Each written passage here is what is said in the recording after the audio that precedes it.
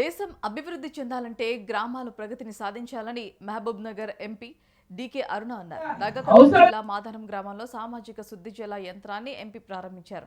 G Ramji ద్వారా గ్రామాల్లో ఉన్న సమస్యలను గుర్తించి గ్రామ సభ ఆమోదంతో పేద ప్రజలకు ఉపాధి కల్పిస్తూ అభివృద్ధి పనులు చేపట్టేలా కేంద్రం నిర్ణయం తీసుకుందన్నారు.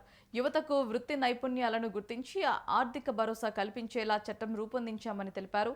గతంలో ఉన్న 100 రోజుల పని దినాలను 125 రోజుల వరకు పెంచామన్నారు.